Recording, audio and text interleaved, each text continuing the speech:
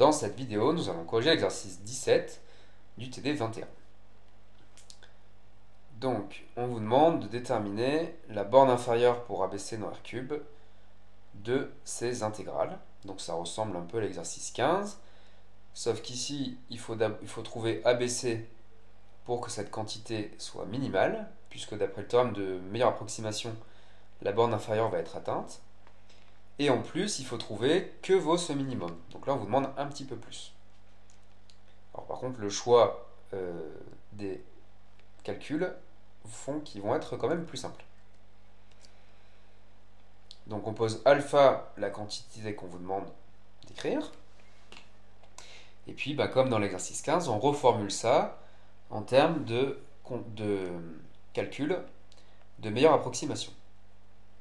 Donc ici, vous faites moins at carré plus bt plus c, où abc sont pris quelconques dans R3. Ça revient à faire moins p de t, où p est quelconque dans R2 crochet x.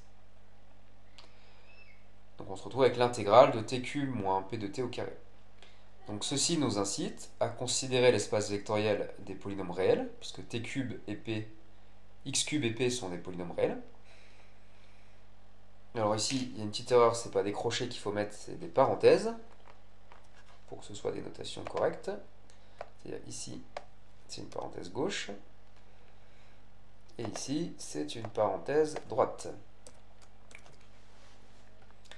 Donc pour deux polynômes p et q, on pose p scalaire q égale intégrale de moins 1 à 1 de p de t fois q de t. Donc on a vu dans l'exercice 1 que c'était un produit scalaire. C'est quasiment immédiat, sauf la propriété d'être une forme définie, où il y a un argument propre au polynôme.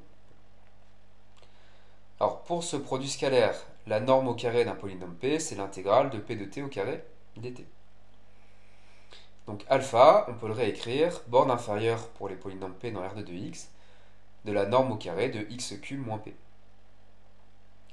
Alors d'après le théorème de meilleure approximation, cette borne inférieure est un minimum, et elle est atteinte quand pour p on prend le projeté orthogonal sur R2 de x de x au cube. Donc pour calculer alpha, il faut calculer ce projeté orthogonal. Donc là encore, on a vu deux méthodes, soit trouver une base orthonormée de R2 de x, éventuellement par Gram-Schmidt, soit utiliser une caractérisation géométrique. Alors ici, on va choisir la deuxième méthode, puisqu'elle est plus simple, et puis parce que la première, c'est un des exemples du cours, on l'a déjà faite.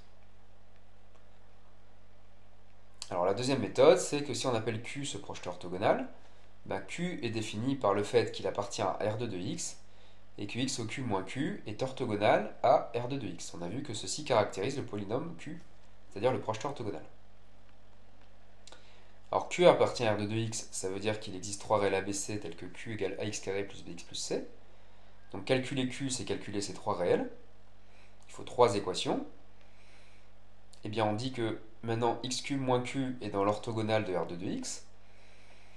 D'après une proposition du cours, pour cela, il faut que x cube moins q soit orthogonal à une base de R2 de x. Pour ça, on prend la base canonique, c'est 1x carré. Donc en fait, on a x cube moins q scalaire 1 égale 0, x cube moins q scalaire x égale 0, x cube moins q scalaire x carré égale 0. Ce qui vous fait vos trois équations. Donc là, vous faites les calculs. Alors comme dans le cours, on simplifie en disant que l'intégrale entre moins 1 et 1 d'une fonction impaire est nulle. Bon, donc on trouve ça. Donc là, vous avez trois équations. Vous calculez ABC, vous trouvez que Q, c'est 3x sur 5. Vous réinjectez pour calculer alpha. Encore des calculs. Et donc, on a trouvé que alpha, c'était 8 sur 175. Donc là, ça montre que, dans certains cas, plutôt que de chercher une base orthonormée, même si on arrive à ne pas faire Gram-Schmidt, la caractérisation géométrique peut quand même être beaucoup plus simple. Et surtout, elle dispense d'avoir appris des formules.